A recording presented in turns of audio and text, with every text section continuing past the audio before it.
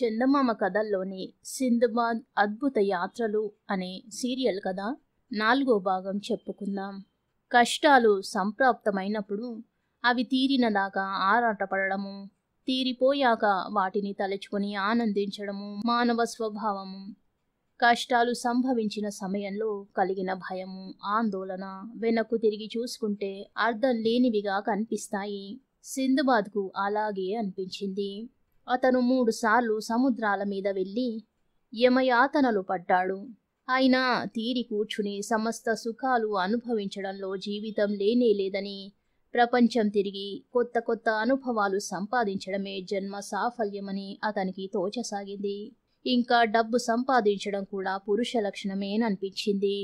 ఒక్క ముక్కలో చెప్పాలంటే అతని కాళ్ళు మళ్ళీ దురద పెట్టాయి. అందుచేత అతను దైవ ప్రేరితుడిలాగా బంధుమిత్రులను సమస్త సుఖాలను వదిలేసి పూర్వం కన్నా విలువగల వర్తకపు సరుకులు కొని వాటితో బస్రా చేరాడు.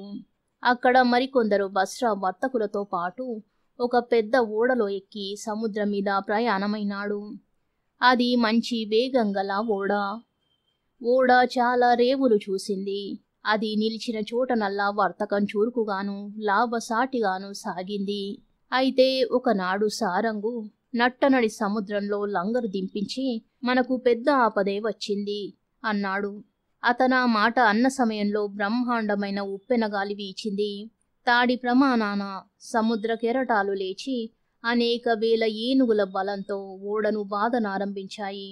ఆ తాకిడికి తట్టుకోలేక ఓడ వర్తకులతోనూ వారి సరుకులతోనూ సముద్రంలో మునిగిపోయింది. సిందబాద్ మరికొందరు వర్తకులు అదృష్టవశాన ఒక చెక్కల తెట్టును పట్టుకుని దాని సహాయంతో ప్రాణాలు కాపాడుకున్నారు. వారిని కెరటాలు ఒక పూటల్లా బంతి ఆడినట్టు ఆడించాయి. చివరకు గాలి వారిని ఏదో తీరానికి తెచ్చి పారేసింది. ఉప్పెన దెబ్బకు ప్రాణాలు 3 వంతులు చచ్చి ఉండటాన ఎట్లా పడిన వాళ్ళు అట్లాగే ఇసుకలో నిద్రపోయారు. ఆ రాత్రి గడిచి తెల్లవారేసరికి వాళ్ళు కొంచెం తేరుకున్నారు. అందుచేత వాళ్ళు లేచి తీరం నుంచి దూరంగా భూప్రాంతానికి బయలుదేరారు. కొంత దూరం వెళ్ళాక అల్లంత దూరాన వారికొక భవనం కనిపించింది. అంతలోనే ఆ భవన ద్వారంలో నుంచి కారు నలుపు మనుషులు, బట్టలకు మారుగా చర్మాలు ధరించిన వాళ్ళు పరిగెత్తుకుంటూ వచ్చి వర్తకులను కలుసుకొని మాట పలుకు లేకుండా వారిని భవనంలోకి తీసుకుపోయారు. ఆ భవనంలో ఒక విశాలమైన సావడి ఉన్నది. అందులో ఎత్తైన సింహాసనం మీద ఒక రాజు కూర్చుని ఉన్నాడు. సిందబాద్ను అతని అనుచరులను కూర్చోమని ఆ రాజు సైగ చేశాడు. అందరూ కూర్చున్నాక నల్లటి వాళ్ళు కంచాలలో భోజనాలు తెచ్చి అందరి ముందు ఉంచారు. ఆ భోజనంలో ఉన్న పదార్థాలేమిటో కూడా సిందబాద్కు అంతుపట్టలేదు. వాటిని చూస్తుంటే అతనికి నోట పెట్టుకోబుద్ధి కాలేదు. కానీ మిగిలిన వాళ్ళు ఆకలి కొద్దీ ముందు వెనక ఆలోచించకుండా తమ ముందున్న ఆహారాన్ని ఆవురావురమని తినేశారు. వాళ్ళ ఆహారాన్ని తినే పద్ధతి చూస్తున్న కొద్దీ సిందబాద్కు పశువులు మేత మెయ్యడం జ్ఞాపకం వచ్చింది. సిందబాద్ అనుచరులు భోజనం చేస్తుండగానే నల్లవాళ్ళు జాడీలతో ఏదో లేపనం తెచ్చి తినే వాళ్ళ శరీరాలకు పూయసాగారు. ఆ లేపనం మహిమ ఏమిటో గాని ఒక్కొక్కడికి పొట్ట చూస్తుండగానే ఉబ్బుకు రాసాగింది. పొట్టలు పెరిగే కొద్దీ వాళ్ళ ఆకలి పెరుగుతున్నట్టు కనబడింది. సిందబాద్ ఆ భోజనాన్ని తాకలేకపోవడం మేలయ్యింది. నల్లవాళ్ళు అతని శరీరానికి కూడా లేపనం పూయవచ్చారు. కానీ అతను ఒప్పుకోలేదు. ఈ నల్లవాళ్ళు నరభక్షకులని తన అనుచరులను కొవ్వెక్కేలాగా తినిపించి తరువాత కోసుకు తింటారని అతనికి త్వరలోనే తెలియవచ్చింది. నల్లవాళ్ళు వచ్చి మనుషులను పీక్కు తింటారు. వాళ్ళ రాజు మాత్రం రోజుకొక మనిషిని కాల్చుకు తింటాడు. తన అనుచరుల మీద అతను ఆశలు వదులుకున్నాడు. పొట్టలు పెరిగే కొద్దీ వారి మెదడు తరిగిపోతున్నట్టు స్పష్టమైంది. చివరకు నల్లవాళ్ళు వాళ్లను మేపడానికి వచ్చిన మైదానాల మీదికి తోలుకుపోవడం కూడా సిందబాద్ చూశాడు. తన గతి ఏమిటన్నదే అతనికి అర్థం కాలేదు. అసలే బక్క మనిషి ఆకలితోనూ భయంతోనూ మరింత చిక్కి ఎముకల గూడులాగా అతను తయారయ్యాడు. ఆ నల్లవాళ్ళు అతని గురించి ఏమాత్రమూ పట్టించుకోలేదు. అందుచేత అతను ఒకనాడు ఆ భవనం దాటి దీవికి అడ్డం పడి నడవసాగాడు. తన అనుచరులను తోలుకుపోతూ నల్లవాళ్లు ఎదురైతే అతను ఒక చెట్టు చాటుకు తప్పుకున్నాడు. సింధుబాద్ దారిలో దొరికిన దుంపలు అవి తింటూ 6 రోజుల పాటు నడిచి చివరకు మానవులుండే చోటుకు వచ్చి పడ్డాడు. ఆ ప్రాంతంలోనే దీవి అవతల తీరం ఉన్నది. అక్కడి మనుషులు సింధుబాద్ మాట్లాడే భాషే మాట్లాడుతున్నారు. వారి భాష వినగానే అతనికి ప్రాణం లేచి వచ్చినట్టయింది. అతను వారితో తన కష్టాలన్నీ చెప్పుకున్నాడు. వారు అతనికి భోజనం పెట్టారు. అతను విశ్రాంతి తీసుకున్న అనంతరం వాళ్ళు అతన్ని పడవ మీద తమ రాజుగారుండే మరొక దీవికి తీసుకుపోయారు. రాజధాని నగరం నాగరికంగా ఉన్నది. జనసంఖ్య జాస్తి. వీధులు విశాలంగానూ శుభ్రంగానూ ఉన్నాయి. జనం జీనుల్లేని గుర్రాల మీద స్వారీ అయి వీధుల వెంట వెళుతున్నారు. అది చూసిన సింధుబాద్ రాజుగారిని దర్శనం చేసుకుంటూనే, మీ పౌరులు జీనులు లేకుండా గుర్రాల మీద స్వారీ చేస్తారెందుకని అని అడిగాడు. జీనులంటే ఏమిటి? వాటిని మేమెరుగమే అన్నాడు రాజు. తమ అనుమతి అయితే 2 రోజుల్లోపల జీను ఒకటి తయారు చేసి చూపుతాను. దానివల్ల ఎంత వీలున్నది తమకే తెలుస్తుంది అన్నాడు సింధుబాద్. రాజుగారి అనుమతి పొంది ఒక వడ్రంగి చేత అతను కొయ్యజీను తయారు చేయించాడు. దానిమీద అమర్చడానికి ఈకలు కూరిన మెత్త తయారు చేయించి దానికి తోలు తొడిగి జలతారు అంచులు రంగుల కుచ్చులు అమర్చాడు. తరువాత ఒక కమ్మరి చేత కళ్ళెం తగిలించే ఇనుప ముక్క, కాళ్ళు పెట్టుకునే రికాబులు చేయించాడు.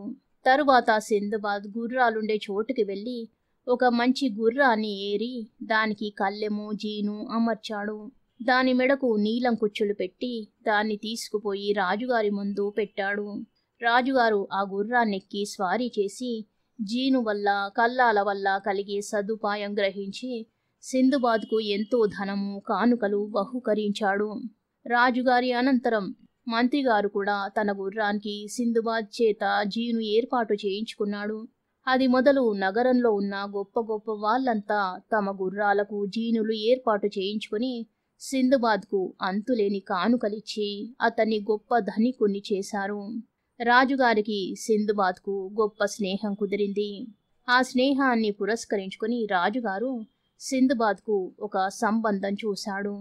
అతన్ని పెళ్లి చేసి కట్టిపడేస్తే అక్కడే ఉండిపోతాడని రాజుగారి ఉద్దేశం. సింధుబాద్కు తల తిరిగినట్టయింది. కాని రాజుగారి మాటకు ఎదురు చెప్పలేక సరేనన్నాడు. వధువు చాలా చక్కనిది, సంపన్నురాలు కూడాను. ఈ దంపతులు ఉండడానికి ఒక దివ్యమైన భవనము, వారికి సేవ చేయడానికి దాసదాసీ జనాన్ని ఏర్పాటు చేశాడు రాజు. సింధుబాద్ తన భార్యతో చాలా అన్యోన్యంగా అనేక మాసాల పాటు కాపురం చేశాడు. తాను బాగ్దాద్కు పోయే అవకాశం చిక్కినప్పుడు ఆమెను తన వెంట తీసుకుపోదామని కూడా అతను అనుకున్నాడు. ఒకనాడు సింధుబాద్ పొరుగున ఉన్న పెద్ద మనిషి భార్య చనిపోయింది. సింధుబాద్ అతన్ని పరామర్శించడానికి వెళ్ళి, విచారించకండి, ఈసారి మీకు ఇంతకన్నా కూడా యోగ్యురాలైన భార్య దొరకవచ్చు అన్నాడు. కొద్ది గంటలలో చచ్చిపోయేవాడికి ఇంకో భార్య ఏమిటి అన్నాడా మనిషి. ఆ మాట అప్పుడు సింధుబాద్కు ఏమీ అర్థం కాలేదు. కానీ త్వరలోనే అతను నిజం తెలుసుకున్నాడు. భార్యాభర్తలలో ఎవరు పోయినా ఇద్దరినీ కలిపి పూజ చేయడం అక్కడి ఆచారం. అది తెలిసి సింధుబాద్ చాలా చీదరించుకున్నాడు. అతను చూస్తుండగానే పొరుగింటివాడు తన భార్య శవం వెనుకగా శ్మశానానికి వెళ్ళాడు. నదీ తీరాన ఒక కొండ మీద చాలా లోతైన బావి ఉన్నది. శవంతో పాటు చనిపోయిన స్త్రీ భర్తను కూడా ఆ బావిలోకి దింపి బావి మీద బండరాయిని కప్పేశారు. ఈ అమానుషమైన ఆచారం పరదేశీ యువకులకు కూడా వర్తిస్తుందా అని సింధుబాద్ రాజును అడిగితే వర్తిస్తుందని ఆయన చెప్పాడు. సింధుబాద్కు కడుపులో చెయ్యి పెట్టి కెలికినట్టయింది. తన భార్య కన్నా తానే ముందు చేస్తానని అతను తనకు తాను ధైర్యం చెప్పుకున్నాడు. కానీ అలా జరగలేదు. కొద్ది రోజులకే సింధుబాద్ భార్యకు జబ్బు చేసి మంచాన పడి చివరకు మరణించింది. అతని నెత్తిన పిడుగు పడ్డట్టయింది. రాజుగారు తన విషయంలో ఆచారాన్ని దాటవేస్తాడన్న ఆశ కూడా పోయింది. రాజుగారు స్వయంగా వచ్చి చచ్చిపోబోతున్నందుకు అతని పట్ల సానుభూతి సంతాపాలు తెలిపి ఎంతగానో విచారించాడు. సింధుబాద్ భార్య శవాన్ని నగలతో అలంకరించి పేటికలో పెట్టి కొండ వద్దకు చేర్చారు. శవం వెనక సింధుబాద్తో పాటు రాజుగారు నడిచాడు. తనకు తన దేశంలో భార్య బిడ్డలు ఉన్నారని, వాళ్ళు తన కోసం ఎదురు చూస్తూ ఉంటారని సింధుబాద్ మొత్తుకున్నాడు. కాని అది అరణ్య రోధనయింది. ముందు శవపేటికను బావిలో దించారు. తరువాత అతని చంకల కిందుగా తాళ్ళు కట్టి, ఆ తాళ్ళకి ఒక నీరుగల కూజ, 7 రొట్టెలు కట్టి సింధుబాద్ను కూడా బావిలోకి దించారు. అతను తాళ్ళు ఊడదీసినాక పైనున్న వాళ్ళు వాటికి పైకి లాక్కుని బావి మీద రాయి మూసి తమ దారిన తాము వెళ్ళిపోయారు. బావి దిగువన చాలా విశాలమైన గుహలాగా ఉన్నది. అంతో ఇంతో వెలుతురు లోపలికి వస్తున్నది. సింధుబాద్ తాను ఇంటి నుంచి బయలుదేరినందుకు, సముద్రంలో మునిగి చావనందుకు విచారించాడు. అతన్ని ఆకలి దప్పి బాధించసాగాయి.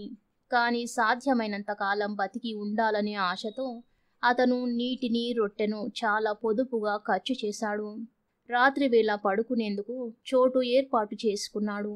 క్రమంగా నీరు, రొట్టెలు అయిపోయాయి. ఇక చావు కోసం ఎదురు చూడడం తప్ప అతను చేయగలిగినది ఏమీ లేదు. ఈ స్థితిలో ఒక చిత్రం జరిగింది. అతను నిద్రపోతుండగా ఏదో శబ్దానికి మెలకువ వచ్చింది. నిద్ర లేచాక శ్వాస వినిపించింది. తరువాత ఏదో జంతువు పారిపోతున్న చప్పుడైంది. అతను సాహసించి ఆ పారిపోయే జంతువును తరుముతూ ఎగుడు దిగుడు నేల మీద పడుతూ లేస్తూ పరిగెత్తాడు. కొంత దూరం వెళ్ళాక అతని కంటికి నక్షత్రం కనిపించింది. అదొక బిలం. శవాలను తినే నక్కలో, తోడేల్లో ఆ బిలం కుండా వస్తున్నాయన్నమాట. సింధుబాద్ ఆ బిలంలో నుంచి దూరి అవతలికి వెళ్ళేసరికి పైన ఆకాశము వెలిగిపోతున్న నక్షత్రాలు కనబడ్డాయి. అతను మోకరించి భగవంతుడికి ధన్యవాదాలు తెలుపుకున్నాడు. తరువాత మళ్ళీ గుహలోకి వెళ్ళి శవాలకుండిన నగలన్నీ ఒలిచి మూటగట్టుకుని తిరిగి వచ్చాడు. కొండ అవతలి పక్క సముద్రం ఉన్నది. ఆ సముద్ర తీరాన అతను మకాం పెట్టి ఏదన్నా ఓడ కనిపిస్తుందేమోనని ఎదురు చూడసాగాడు. కొద్ది రోజులకు అటుగా ఒక ఓడ రానే వచ్చింది. ఓడలో వాళ్ళు అతన్ని గమనించి సమీపంగా వచ్చారు. అతను నగల మూటతో సహా ఓడలోకి ఎక్కి తాను ఓడ పగిలిన ప్రయాణికున్నని సారంగుతో చెప్పాడు.